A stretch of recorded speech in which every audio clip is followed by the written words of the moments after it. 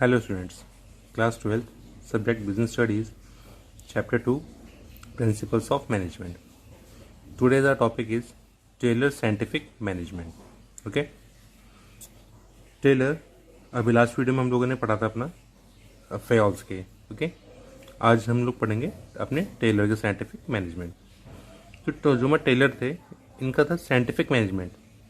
Scientific management नाम इसका इसलिए पड़ा क्योंकि इन्होंने क्या किया, इन्होंने साइंस एंड मैनेजमेंट को उन्होंने आपस में मिला दिया. इन्होंने हर एक मैनेजमेंट के हर एक एलिमेंट में, हर एक ट्रांजेक्शन्स में इन्होंने साइंस को उसमें ऐड कर दिया.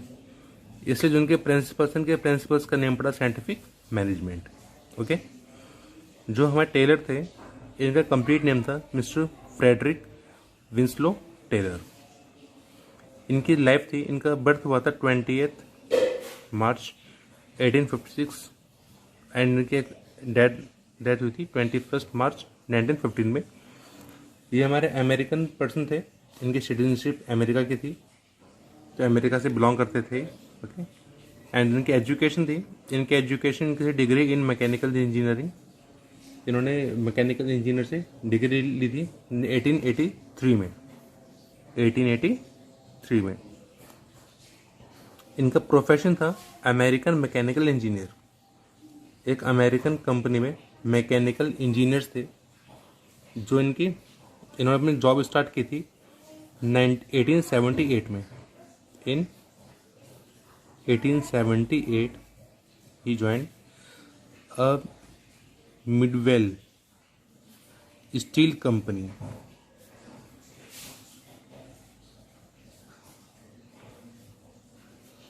As an mechanical engineer.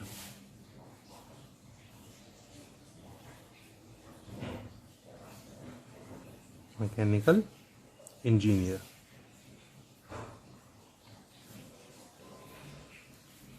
इनका जो है बैकग्राउंड इंजीनियरिंग से था. ठीक है, ये लोग साइंस से पढ़े हुए थे. इन्होंने क्या किया, इन्होंने साइंस एंड टेक्निक्स को एक साथ मर्ज कर दिया. ठीक है, तब इनके प्रिंसिपल्स का नेम पड़ा साइंटिफिक मैनेजमेंट. ओके, तो साइंटिफिक मैनेजमेंट है क्या वैसे?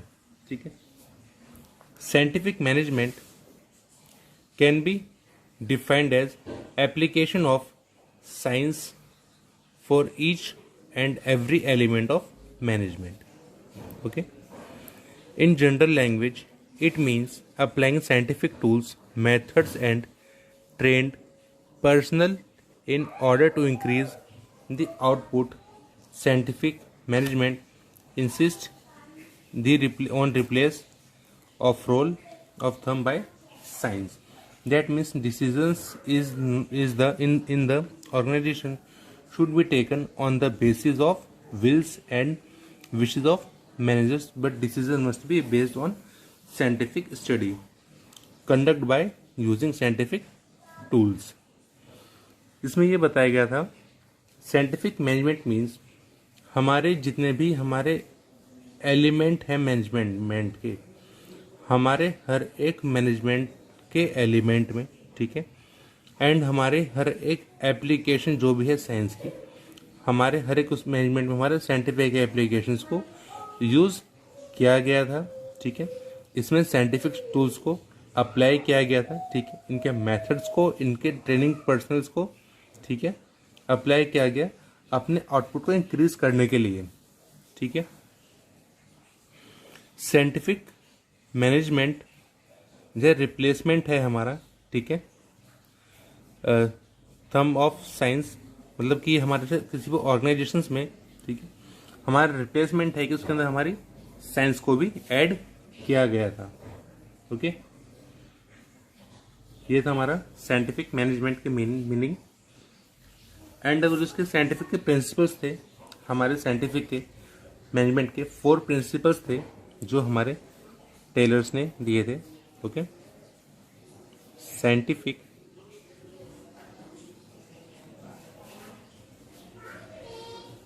principles of management.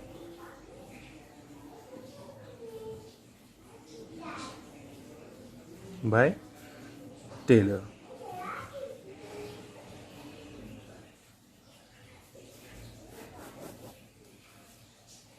इनका हमारे जो फर्स्ट था, science is not rule of thumb. Science not rule of thumb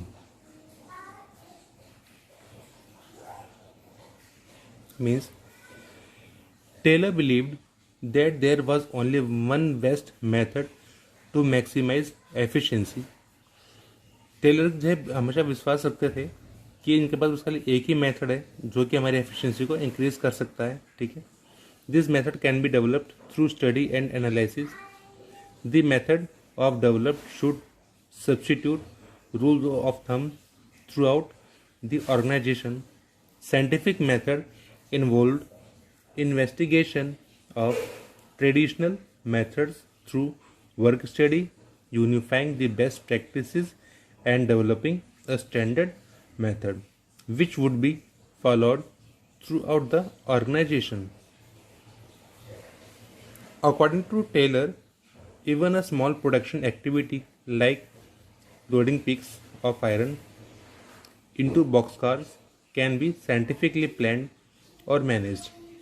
This can result be tremendous saving of human energy as well as a wastage of time and material.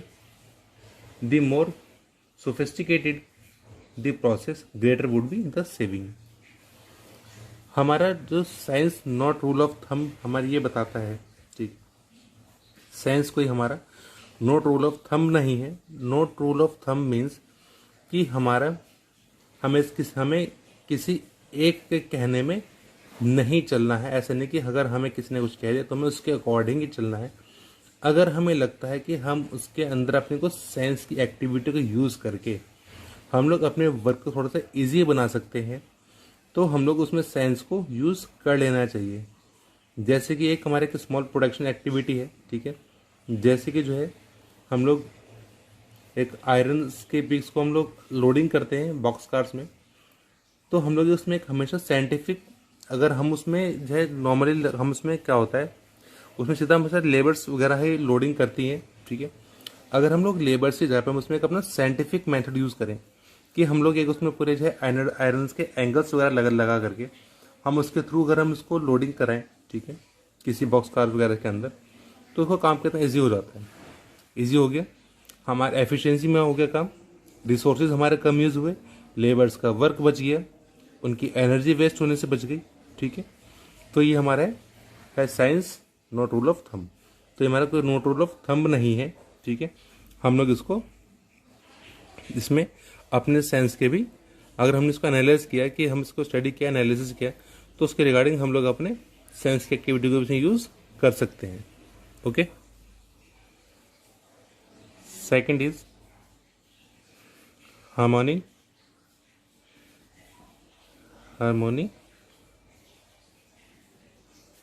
Not discord. Harmony not discord means, according to the Taylor, prosperity for the employer cannot exist for a long time unless it is accompanied by prosperity for the employees and vice versa. Means जो हमारे Taylor हैं, Taylor हमारे ये कहते हैं, ठीक है, जो हमारी हार्मनी है, जो हमारे प्रोडक्शन, जो कि हमारे एम्प्लॉयज़ हैं, ठीक है, हमारे जो फर्म होती है, हमारे फर्म में दो ग्रुप्स होते हैं पीपल्स के, ठीक है। First is workers group and second is management group. Okay, तो जो हमारे ग्रुप्स होते हैं management group and workers group, management group हमेशा ये सोचता है कि जो हमारा वर्कर्स ग्रुप है वो कुछ काम नहीं करता, कभी भी कुछ काम नहीं करता, लेकिन जो हमारे वर्कर्स ग्रुप हैं वो हमेशा ये सोचते हैं कि हमारे ऊपर काम का कितना सारा बर्डन है, हमारे ऊपर काम का कितना सारा बर्डन है, ठीक है।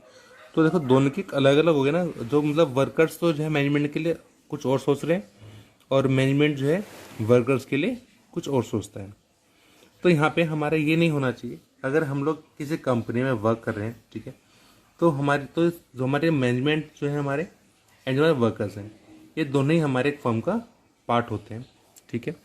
तो यहाँ पे हमारा एटीट्यूड्स नहीं होने चाहिए, ठीक है। टेलर ने हमारे इस प्रिंसिपल्स के अंदर जो है कुछ चेंजेस किए थे। चेंजेस में ये किए थे कि सबके एटीट्यूड्स को ख़त्म करना है। एटीट्यूड्स नहीं होने चाहिए कि नहीं मैं तो बड़ा हूँ, मेरी पोस्ट ज़्यादा है तो या मेरी सैलरी ज़्यादा है, उसमें ये एटीट्यूड नहीं होना चाहिए, ठीक है। इसके लिए हमारे टेलर्स जो थे उन्होंने एक मेंटल रेवोल्यूशन स्टार्ट किया था। Taylor insist that there is no need of both the groups to change their attitudes for each other. Okay, he insists on mental revolution in each complete change of attitude and outlook for each other. इसमें ये बताया कि जो भी हमारे groups हैं उनके एक दूसरे के लिए अपने एटीट्यूड चेंज करने की नीड नहीं है, ठीक है, बट लेकिन एक उनका मेंटल रेवोल्यूशन होना चाहिए कि एक दूसरे के काम को वो लोग एक बुरी तरीके से ना देखें, ठीक है। बुरी तरीके से मीन्स कि मैनेजमेंट कभी वर्कर्स को ये ना कहे तुम कुछ काम नहीं करते, ऐसे नहीं कि वो भी तो हमेशा काम करते हैं, ठीक है, बट उनको थोड़ा सा मोटिवेट करना चाहिए, उनको साथ मिलके काम करना चाहिए, क्योंकि हमारे जो भी कोई गोल्स होंगे, हमारे सारे गोल्स जो है हमारे एक ऑर्गेनाइजेशन के लिए होता है, क्योंकि मैनेजमेंट भी हमारे ऑर्गेनाइजेशन के लिए काम करते हैं, वर्कर्स भी हमारे ऑर्गेनाइजेशन के लिए ही काम करते हैं। ओके, थर्ड इज हमारा इसका थर्ड प्रिंसिपल है cooperation not individualism. Cooperation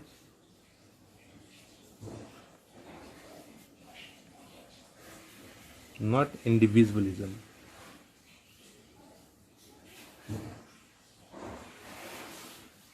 Means there should be complete cooperation between the labor and the management instead of individualism. This principle is an extension of principles of harmony not disclosed. ये principle जो हमारा extension है harmony not discord का। Okay, हमारे Taylor के according अगर देखा जाए तो there should be an almost equal division of work and responsibility between workers and management. All the day long the management should work almost side by side with the workers helping, encourage and smoothing the way for them. ये हमारा जो principal है, ये हमारा principal जो है हमारे harmony not discord का ही एक्सटेंशन है, ठीक है। इसमें हमारा ये है कि जो भी हमारे वर्कर्स होते हैं, जो हमारे मैनेजमेंट्स होते हैं, ठीक है, इन दोनों को जो है दोनों ही ग्रुप्स को हमारे जो है अलग अलग वर्क के हिसाब से वर्क का डिवीज़न किया जाता है, ठीक है, ताकि हमारी फर्म जो है सही तरीके से अपना काम कर सके एंड ये लोग अपना मैक्सिमाइज प्रॉफिट अपना अर्न कर सके, काम अपना पूरा एफिशिएंसी के साथ हो, ठीक है। तो इन्होंने क्या किया कि इन्होंने जो है इस जो हमारे इन्होंने इंकरेज करते हैं हमें डे बाय डे जो है जो हमारी मैनेजमेंट होता है, ठीक है, जो हमारा मैनेजमेंट को भी हमारे साइड बाय साइड हमेशा हेल्प करनी चाहिए या हेल्प करते हैं वो लोग, ठीक है, अपने वर्कर्स की। उसमें उनका एटीट्यूड नहीं होना चाहिए कि नहीं मैं बढ़ाऊँ तो मैं इसकी वर्कर्स की हेल्प क्यों करूँ, ऐसा नहीं होना चाहिए, ठीक है।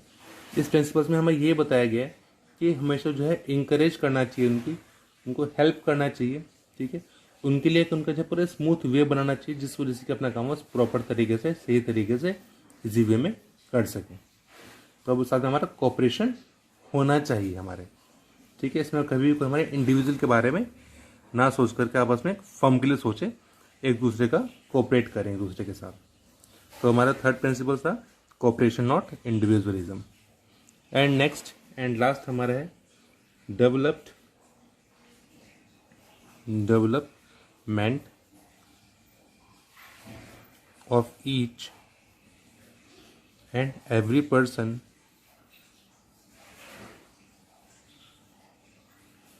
पर्सन टू हिज और her greatest efficiency and prosperity.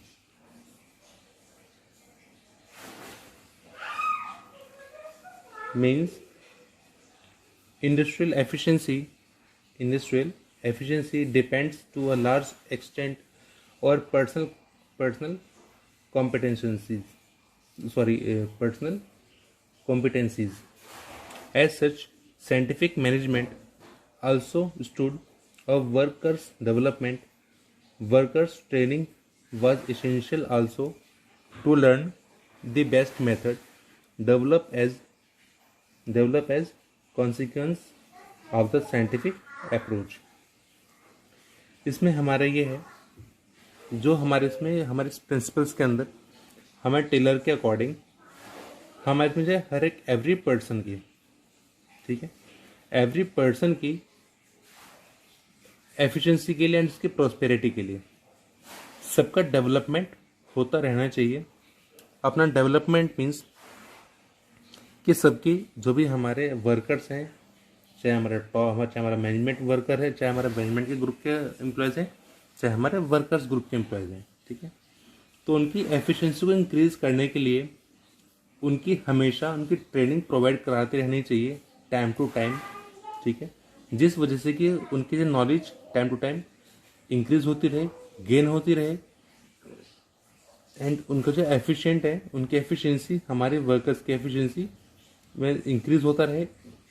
Okay, जिस वजह से कि जो हमारी कंपनी है हमारी फर्म है, उनकी भी पूरी एफिशिएंसी के साथ काम करें सबके पूरे वर्कर्स उसके, तो उसकी जो है इंक्रीमेंट्स होता रहे, हमारी डेवलप करते रहे.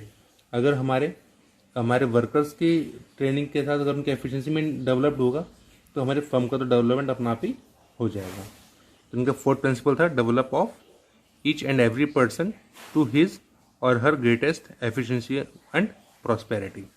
Okay, thank you.